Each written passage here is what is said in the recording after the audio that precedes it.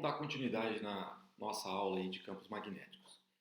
Então é o seguinte, o que a gente tem? Nas interações elétricas, a gente tem que uma distribuição de cargas elétricas em repouso cria um campo elétrico E no espaço em torno da distribuição.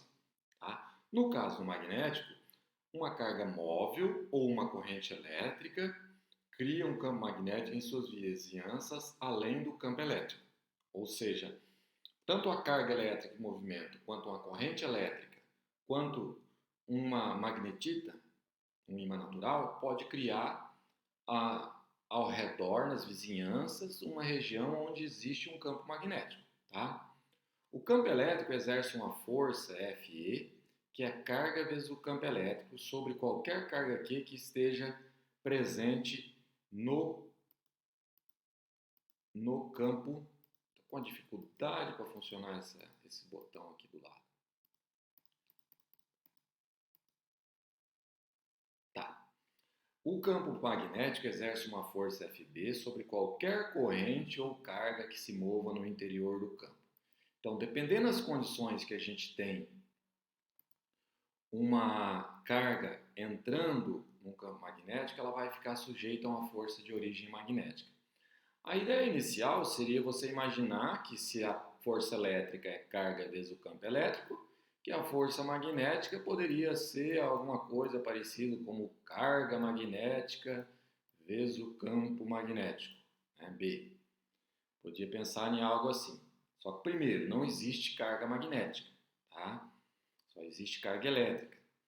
Mas é natural a gente imaginar que a força elétrica, força magnética, seja proporcional ao campo magnético.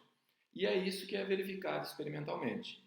Experimentalmente é verificado que a força magnética ela é diretamente proporcional ao valor da carga, o valor com a velocidade com que ela entra no campo, o valor do campo magnético e depende do seno do ângulo entre a velocidade e o campo magnético. Ou seja, o B pode ser escrito, o campo magnético, como a razão entre a força magnética que fica sujeita à carga, quando penetra no campo magnético, dividido pelo módulo da carga, vezes a velocidade. Tá? Onde a velocidade é dada em metros por segundo, o Fb representa a força magnética, e a unidade do campo magnético é 1 newton, porque isso aqui é newton, por coulomb vezes metros por segundo. E isso é chamado de Tesla, em homenagem aí ao Nikola Tesla, tá? Que deu grandes contribuições nessa área. E pode ser escrito também como 1 Gauss, que é 10 a menos 4 Tesla. Tá? Então, são as maneiras de você escrever aí a unidade de campo magnético. Mas no Sistema Internacional de Medida, a gente sempre vai utilizar o Tesla.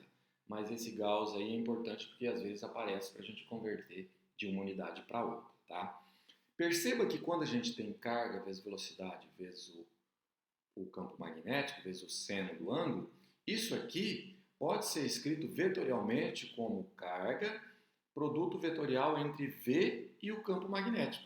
Tá? É uma outra forma de você escrever o comportamento aí da força magnética em relação ao campo. Tá? Mas que dureza tá esse botãozinho aqui de trocar a caneta pelo apontador laser. Tá? Então vamos lá.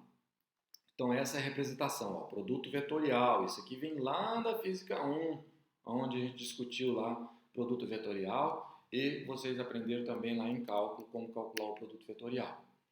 Bom, e a direção da força? Porque se é vetorial, a força tem que ter uma determinada direção. Para isso a gente vai usar a regra da mão direita. Tá? O que é a regra da mão direita? Existem algumas maneiras de utilizar. Cada professor explica de uma forma.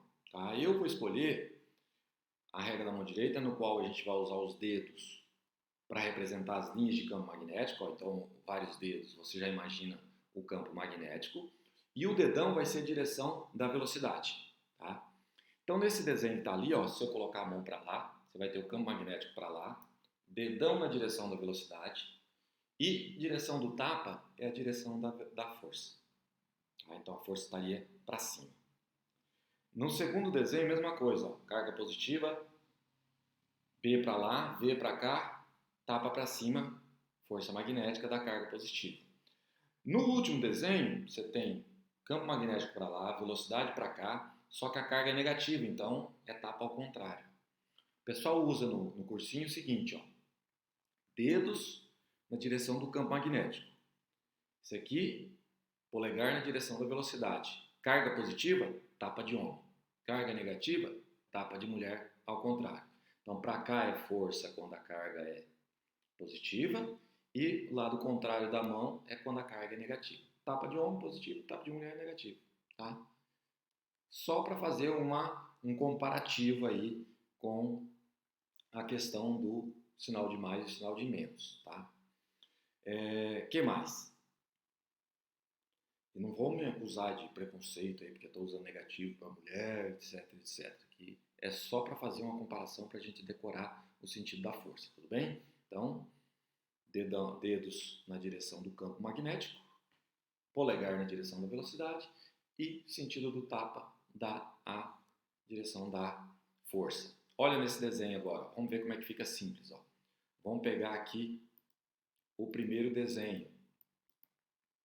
O primeiro desenho de vocês aí, esse aqui, ó, tem aí, ó, dedos na direção do campo magnético, polegar na velocidade, tapa para cima dá a direção da força, força para cima.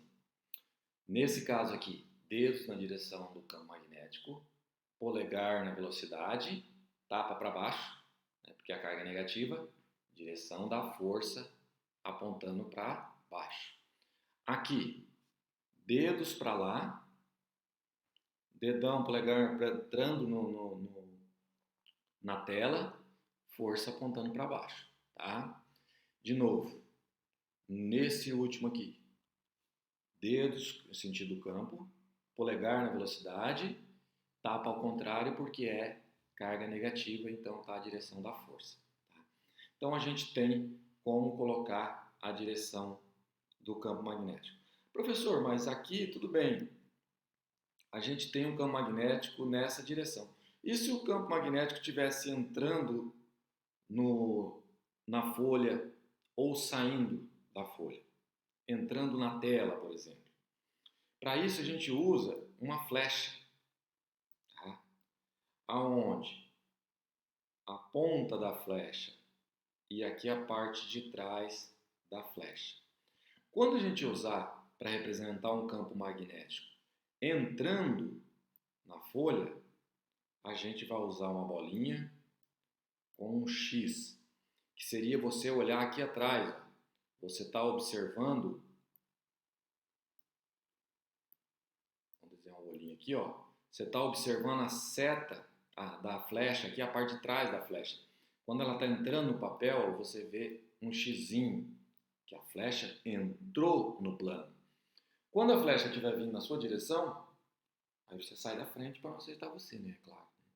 Mas se ela estiver vindo na sua direção, como é que você vai ver a flecha? Se você estiver olhando daqui, vocês pegam em cima do vídeo aí, ó, você vai ver um pontinho. Então, ó, aqui sai do papel e aqui entra. Então, é uma maneira de você representar o campo magnético entrando ou saindo da folha. Tá? E para a gente decorar, a gente sempre vai usar essa questão da seta. Quando você está olhando a setinha de frente, você vê um pontinho, e quando você olha atrás, você vê um xizinho. Então, o xizinho entra no papel e pontinho sai do papel. Perfeito? Compreenderam? Qualquer dúvida, manda a pergunta para cá que a gente tenta responder. Na próxima aula, a gente continua e a gente faz aí um exemplo para mostrar como que a gente usa, como que a gente calcula esse produto vetorial aí, onde a gente tem que FB é igual a carga vezes velocidade vezes o campo magnético, onde a gente tem um produto vetorial entre V e B. Como é que a gente calcula isso aí, tá? Então, vemos na próxima aula. Abraço!